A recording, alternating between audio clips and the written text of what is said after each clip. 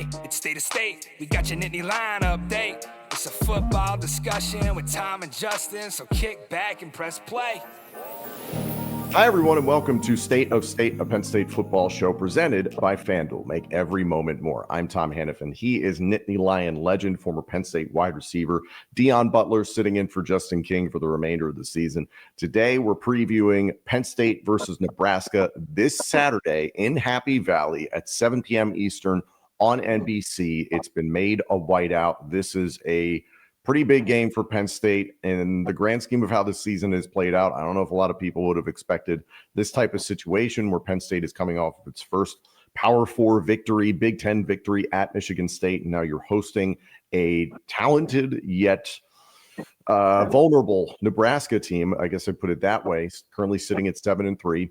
And Penn State needs to win to remain bowl eligible or in the hunt for bowl eligibility. So we're going to get into a full preview of Penn State versus Nebraska here on State of State in just a moment, but I do want to touch on the news that broke earlier on this week, Deon, that former Penn State head coach James Franklin has signed and will be the next head coach for the Virginia Tech Hokies. This is something that has been suspected for a while. It feels like a really good fit for James Franklin, but what was your initial reaction to that news?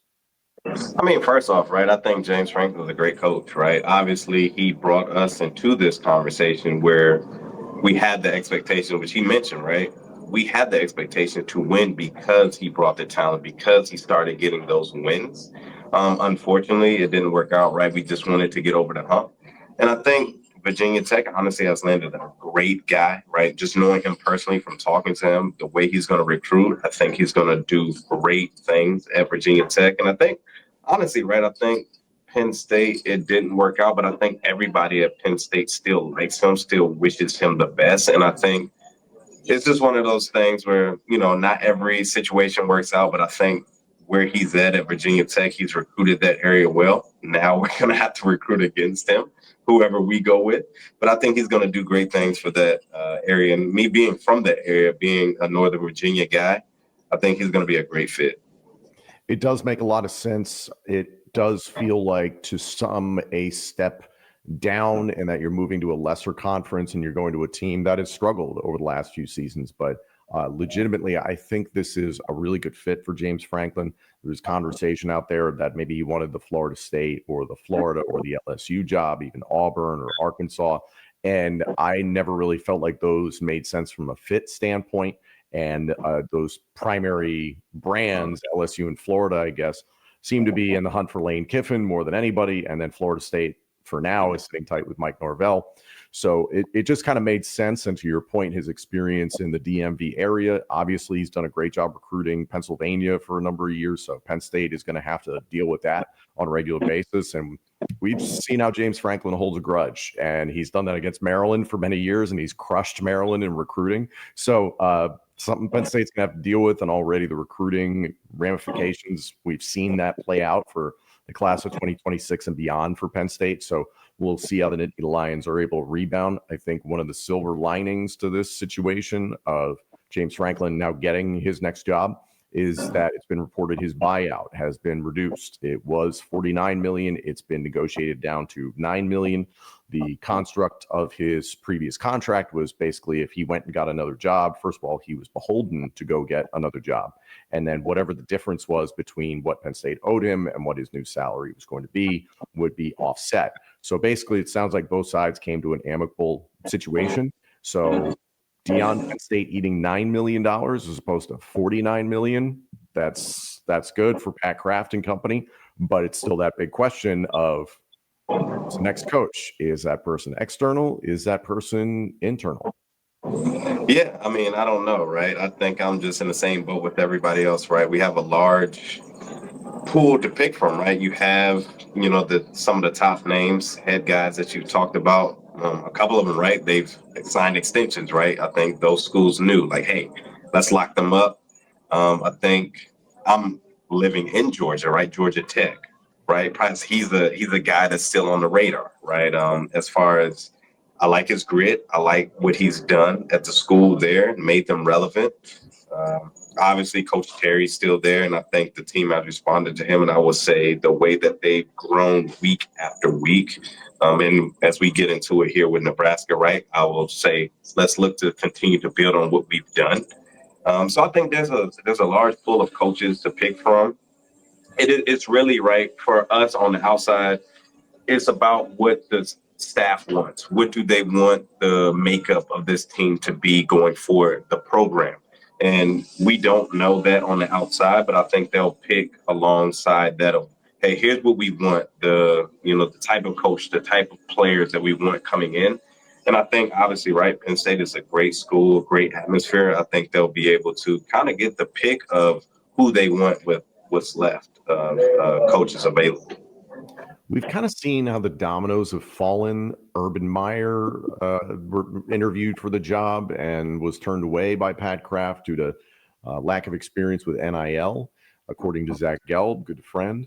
And at the same time, you've seen the domino effect of guys who've gotten extensions, the likes of Mike Elko at Texas A&M, Jeff Brom at Louisville, Matt Rhule, who Penn State will see this weekend from Nebraska. So you've probably been able to put together who Penn State or who other programs may have called during this cycle. So it does seem to be kind of getting down to the wire here, and not saying you need to make a decision tomorrow, but the pool is shrinking. And I think that's a legitimate concern.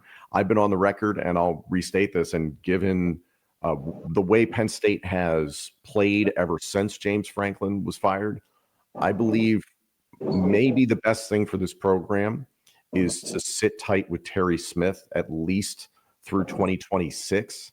And I don't know if that's something where it would go beyond that, but I feel like there's a stabilizing presence with Terry Smith, and you are less prone to a situation where if you go hire a new coach, if the standard is to win a national championship, then there's a clock on that, Deon. And I think that would be maybe what, 4 years max, 3. It's almost like an NFL cycle. I feel like there would be greater stability and maybe give you the option under Terry Smith of like, hey, if there's a name that pops up next cycle that you like better. Terry Smith has said he's a loyal servant to Penn State, not saying that he should be, just kept on to eventually be put back in his old associate head coach position, but give him the chance to earn the job, not just this season where you were behind the 8 ball, but give him a chance into 2026 to prove it with a full slate.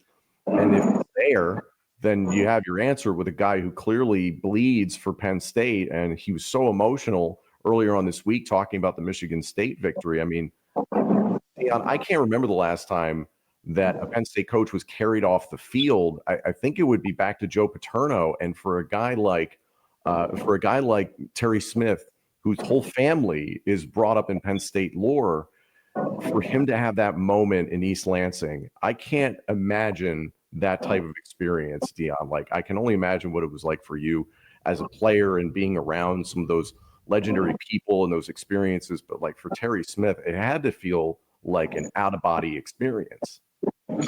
Yeah, no, absolutely. I mean, just to start off with, right, that's a reflection of what the guys feel about him, right? Obviously, it's been a tough season. It could have just been, yeah, hey, here's our first win.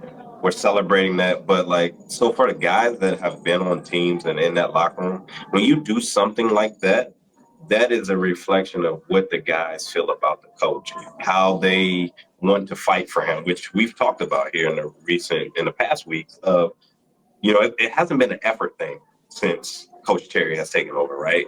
They fought hard in every game. And I think you look at that, and to your point of like, hey, there's a stabilizing figure of like, I know what we get with Coach Terry, right? They're going to be guys that fight, right? Whether, Penn State chooses to go exterior or not, with him, you know what you have. Guys are going to fight for him. Guys are going to be loyal to him. And in this day and age, right, that's a little different because there's the whole NIL thing, and right, with the money and guys flipping and flopping. And it's the guys I think that he's going to recruit, they will be guys that like, I want to come to Penn State because of what Penn State is, not because of the money that's on my NIL deal, not because of what car I can drive on campus. You're not going anywhere on State College campus. But, right, it's one of those things where he's going to breed the guys that I want to be here because of Penn State and because of who I am, Coach Terry, who he is. And, I don't think that's a bad thing at all. And I think it would be, I'm not opposed to that of saying, hey, he has a full season to now implement his coaching standards, his scheme, his attitude on the team. Because, like you said, he was behind the eight ball before, and now we continue to see this team, I think, get better. And I'm really excited now to see in the Nebraska game and how this team continues to improve. But I think with a full season, I will be excited about that. The one thing I found interesting, there's been, tracking online of recruits that have left Penn State or decommitted from Penn State, I guess is a better way to put it.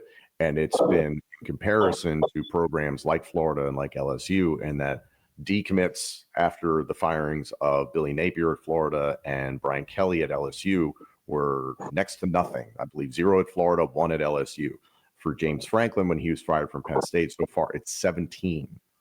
So it does show some evidence in my mind that you need to get to a coach that's going to make the brand the destination and not the band. And there's nothing wrong that James Franklin created that. He's a good person, and he's obviously, it's all over social media, present and past players who love him dearly. He's obviously created a winning program and a good program. I expect him to do the same at Virginia Tech.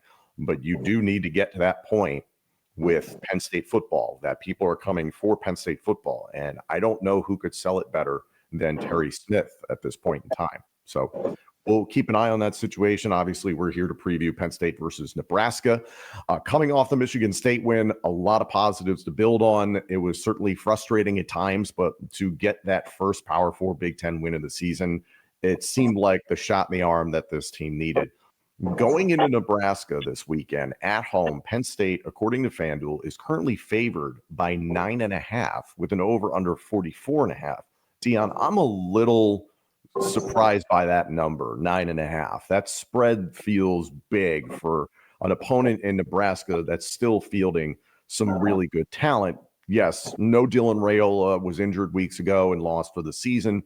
Backup quarterback TJ Lateef has come in. Played well last week in their victory against UCLA, but 9.5 feels very disrespectful to Nebraska and overly complimentary for Penn State.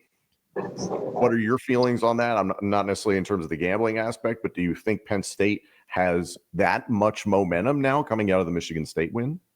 I think that's a nod to the talent that we still have, right? We've talked about that in the previous weeks, right? Where this is still a team that was ranked number 2 in the nation preseason for a reason, into week 3 and 4 for a reason, right? Because they have that talent that's still there. And I think now you're starting to see it click. And, right, unfortunately, it's later in the season. But I think now we're getting towards the team that we thought this would be, right? The ground game, right? A shot or two in the passing game to just, stabilize the offense and to keep some points on the board. So I think you're looking at a team that is starting to click. They're starting to, and then, we just talked about, right? Whether it's for Coach Terry, they're starting to communicate. And I think that's the biggest thing. We've always had athletes. We've always had these guys that can run 4, whatever, that could bench press, whatever. They've looked great. But I think the biggest issue has been you have to be in position to make plays. And I think now with the communication, they're starting to be in position to make plays. The defense has gotten a little bit more aggressive, right? So I think that's where it goes into, okay, now Nebraska don't have their starting quarterback. There's a backup guy, and this defense is now starting to put pressure on people. And how does that look? So I think that's a nod to the athletes that we have, and to start clicking the way that we have, where it's like, hey, this is still a very dangerous team that once they figure it out, which I think they're starting to figure it out, hopefully, right, we're the team, you don't want to play this team, right? And the record doesn't speak to what the talent has. Coming off the Michigan State game where Penn State ran for 240 yards, it feels like this is set up for success for Penn State offensively, because that is, I would not say a major flaw for this Nebraska defense, but it is a flaw, and it's something that Penn State is committed to, and it feels like the opportunity Penn State is going to have the most success offensively. Watching that Michigan State game, Did you feel like there were issues with the passing game that were more personnel and scheme, or was it like, hey, that wind was going crazy there by the second half, and they just made the decision to be like, we're not going to put the ball in the air and allow for mistakes to happen, for turnovers to happen? I think it was a little bit of both, right? You protect the quarterback in that situation. He's a young quarterback, but I continue to say he's protected the ball, right? He's not been really turnover prone these last couple games. So it's like, right, let's be smart. Let's push the ball down the field, but let's not get crazy. We're not going to just drop back. And, there's still the identity of this team, even preseason, was they've got two great running backs in the O-line that should be able to wear you out. And I think we saw that play out last week where in Michigan State, third and fourth quarter, we started really imposing our will, right, running wise. And I think I've always said and I've always thought, Katron Allen, this offense goes as he goes, right? Nick Singleton, great player. He's going to be, spark. But Katron is that, like, hey, we're imposing our will. And I think that's what we started to do last week. And then you look at Grunkenmeyer continuing to, just control the pace of I'm not going to lose the game, and I think he grew, right? We talked about it last week. There was a play early in the game where he missed the deep post. We were fortunate enough to be able to come back and still hit that same play. But now I'm hoping that progression looks like the first time I see it, we're going to hit it. And we're going to start to make defenses pay for when they have a blown assignment or when we get the matchup that we want. He's going to get that confidence. I'm going to throw that deep ball, and instead of 20 yards, which it was last week, it's going to be a touchdown. And then now you start to say, okay, we don't have to drive every time down the field, but we can score. We've got a shot play that changes the field position, and then we can still run this football with our O-line and get this confidence and continue to build on that. State of State is a proud supporter of Blue White Outfitters. Blue White Outfitters was created as a retail shop meant to highlight the confidence, competitiveness, and fearlessness of the elite athletes found throughout the history of Penn State University. Check out their Lockdown U and Lawn Boys merchandise today. All sales from Blue White Outfitters directly benefit Penn State student athletes. Also, official State of State merchandise is available now. Support the show and grab State of State t-shirts, hoodies, hats, and more. Visit www.bluewhiteoutfitters.com today. The interesting thing for me watching Grunk's development, the Iowa game being his first start on the road, top 10 defense, he was aggressive and quick in his decision-making, maybe a little too aggressive. You talked about, for the most part, he's not been turnover prone, had a turnover in that game. I can't remember if it was one or two, but still, I believe it was 2 interceptions. But anyway, you could see he was very aggressive right out of the chute, and you've seen him just become more patient. And I think it's that natural ebb and flow of a redshirt freshman quarterback starting his first handful of games mid-season after a senior starter had gone down. So it's been interesting to watch his progression. I think he was more patient in the pocket against Michigan State, but almost too patient to the point where it's like, hey, the ball's got to come out. Either got to eat it or you got to throw it out of bounds or you got to dunk it at somebody's foot, something like that. So it's just this ebb and flow. And again, for the most part, it's been safe. His ability to run the football when he needs to improvise, it's not exactly the same level as Bo Prabula, but it's certainly better than what Drew Aller was able to do just from an athletic standpoint. So it helps Penn State in that respect. But his decision-making seems to get better and better every week. The elements, I think, were a factor at Michigan State. It looks like it's going to be colder at night, obviously, in Happy Valley. It'll be in the 30s. We'll see if there's any wind or weather that really affects that once we get to Saturday, but it seems like he could have some opportunities. This is a Nebraska defense that is better against the pass than they are against the run. So again, to the point I was saying before, I expect a very healthy dose of Katron Allen and Nick Singleton in this game against Nebraska. Are there things you've seen from this running game as the season has evolved that surprise you in any way? No, you know what? I mean, I think we struggled early, which surprised me, right? Because this O-line was very seasoned. They come back, they return a lot of starters and really good NFL players, I think they'll be. So it's like you expected it just to click. and it didn't click. So right now that it is clicking is just a delayed, like, this is what we expected week 2, week 3. For whatever reason, it's starting to click now. But I think, and just knowing, right, being a player, I know when you get that kind of monkey off your back of that win, and when things start going your way, right, the passes start being connected downfield, the runs start being 7 and 8 yards. Those are the things that get you a confidence, and those are the things that you start to really build on. And now practice turns into, when I'm going against the scout team defense and we're hitting plays, this is exactly what it's going to look like on Saturday. And it's a feeling that really turns into something like, I was fortunate enough to be there 4 years at Penn State, and my freshman and senior year were really good offenses. And those years were when we started to hit plays in games, when we started to hit those plays in practice, it was just like, this is what I expect on Saturday. I'm hitting this slant, I'm hitting this post route. If it's not me, then I already know this is going to Jordan or Derek or Justin. And I think now they're going to start to see that. They're going to start to see where, okay, this dig route is coming into play. Okay, now this dig route, now this post route. But he's going to get confidence. Grunkenmeyer, I think, is going to really get confidence in, okay, this is what I see in practice. This is what I'm looking for. And it's going to translate into the game, where now we continue to get that confidence and we just build on that. And I think that's a really, really big thing that maybe like outside fans don't really understand. But when you start to hit those plays that you practice and they literally turn out the way you've done it and you execute them, it's a confidence thing that really just builds. Also, shout out to Pat McAfee, who recently has said that Penn State, quote, hasn't had a good offense in 20, 25, 30 years. Yeah, I guess the 05 offense just never occurred. That's unreal. And the 2016 offense with Saquon freaking Barkley never occurred. So I saw that. You're not paying attention without telling me you're not paying attention. I saw that, and I obviously think about my freshman year 05 with Mike Robb, and then oh my gosh, 09 with Daryl Clark, right? And then obviously, like you said, with Saquon. But I mean, we were big chunk play offenses, right? Oh my gosh, like we were big play threats. So it was,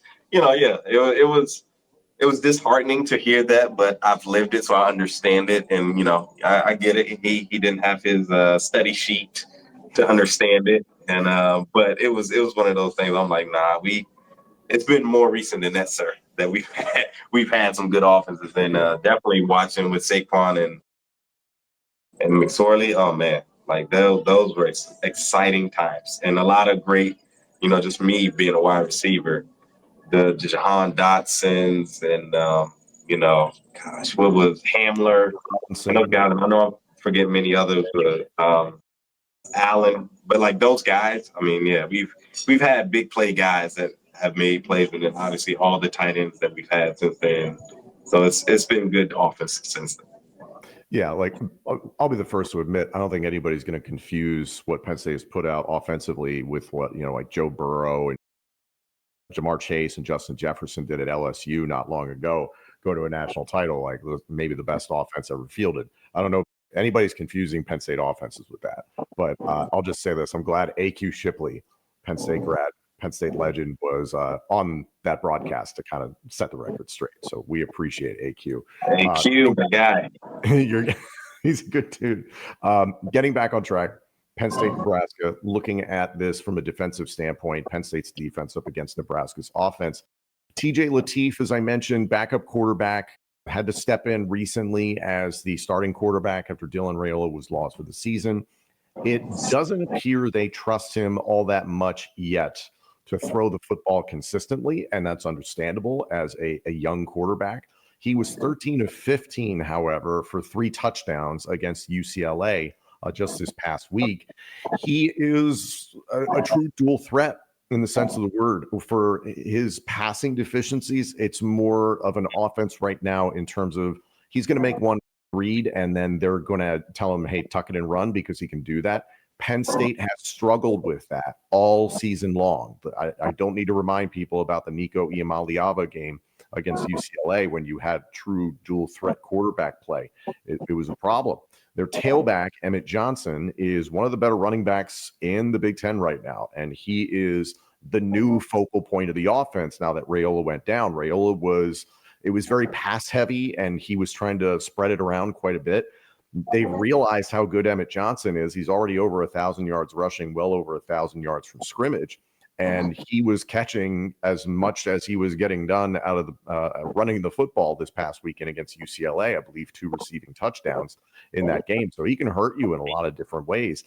At the same time, what we've seen from Penn State the last few weeks, specifically the Indiana game and the Michigan State game, Jim Knowles is dialing up more pressure. He's bringing 5 more often. And it just seems like, Deon, this defensive line has a little bit more confidence, and they are getting after the quarterback. Part of that, the talent along Michigan State's offensive line, it is what it is. So you can understand why there is maybe more success there. But given what I just laid out in terms of Nebraska's offense and what you've seen from Penn State's defense the last few weeks, where do you see the pros? Where do you see the cons?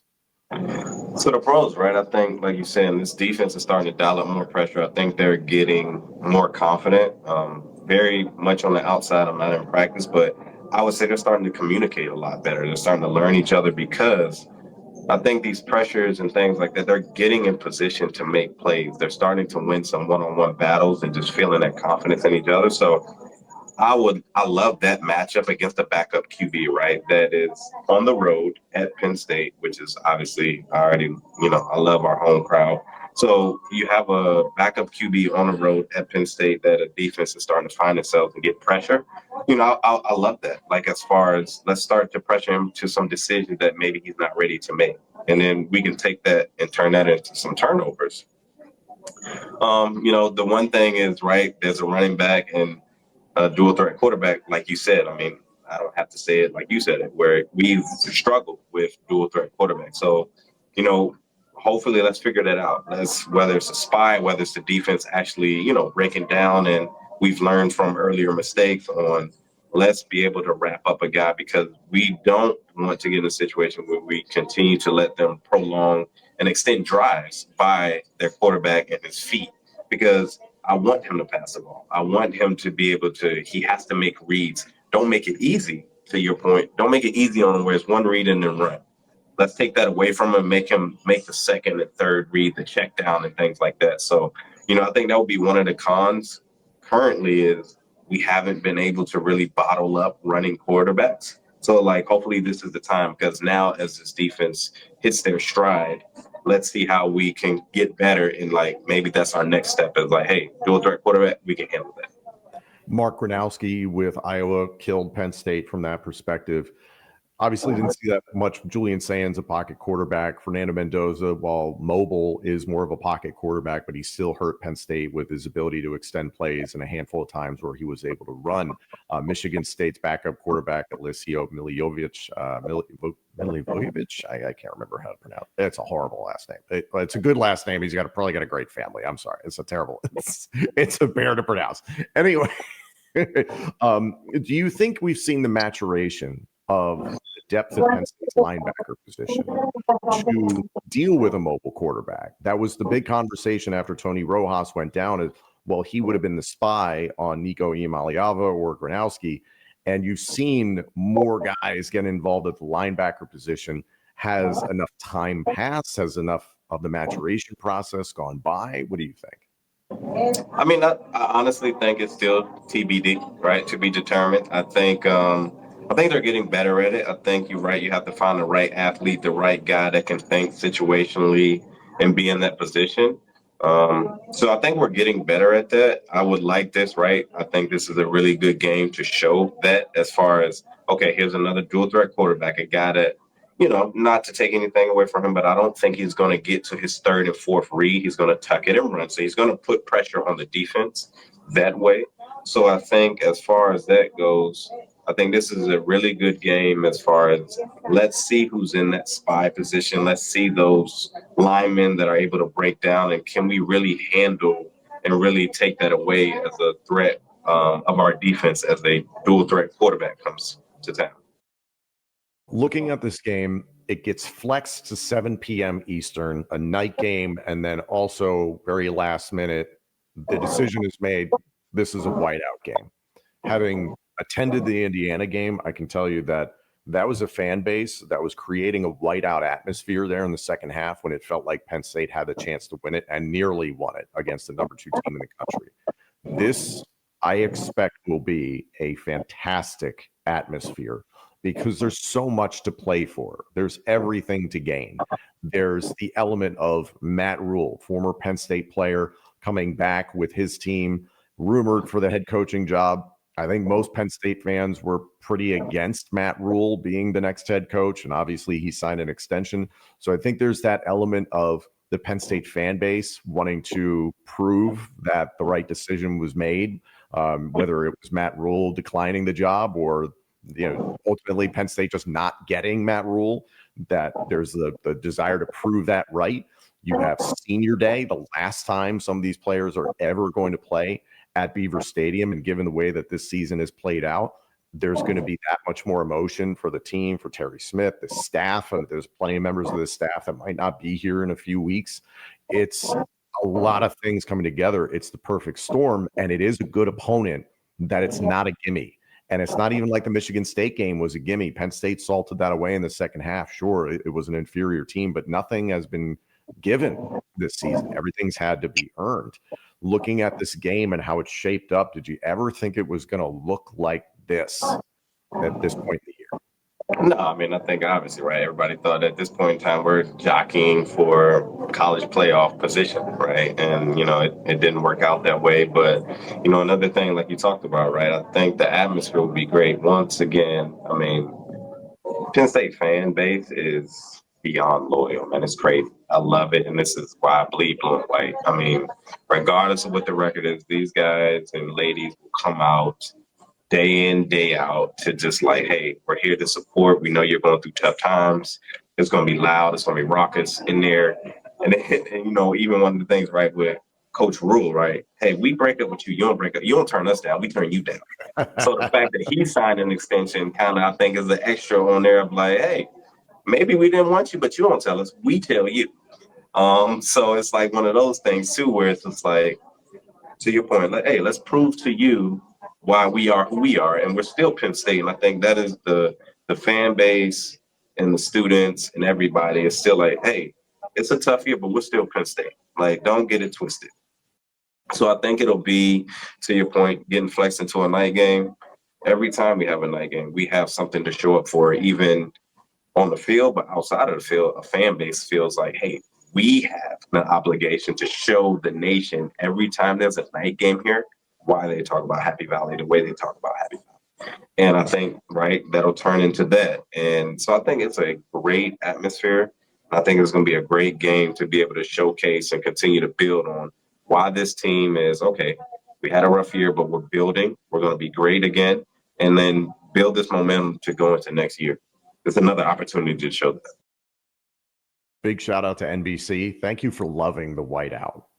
There's a big reason why we had the game against Oregon earlier on this year, the first whiteout legitimately against Penn State's best home opponent since 2019.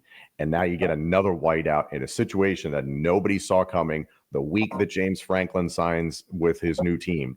The week that Terry Smith is extremely emotional, talking about what it meant to get his first win as the interim head coach against Michigan State, getting carried off of the field. The week where Matt Rhule comes back into town, the week where it's senior day, the week where it's cold, it's at night, it's a whiteout. It's the perfect storm for Penn State football. Can the Nittany Lions maintain their path towards full eligibility? Because if they lose this game, that is out the window. So a lot to play for, a lot of emotion, as you can imagine. I can't wait to watch this game. We're going to have a full recap right here on State of State, a Penn State football show. A reminder per our friends at FanDuel, right now at the time of this recording, the spread is in the favor of Penn State by 9.5, and the over-under is 44.5. So do with that what you will. He's Deon Butler. I'm Tom Hannifan. Thank you so much for joining us here. Thank you all so much for joining us. This episode and our entire library of shows is available now on YouTube, Apple Podcasts, Spotify, and wherever else you get your podcasts. Please like, comment, subscribe, rate us, and turn on notifications. Follow us on social media at State of State Pod. Comment on our YouTube channel. And if you haven't done so already, you can become a member of our YouTube channel for just 99 cents a month. You can get all upcoming episodes of State of State, plus our entire members-only playlist, ad-free, commercial-free. Hit the join button on our homepage or follow the link in the description of this podcast. State of State is presented by FanDuel.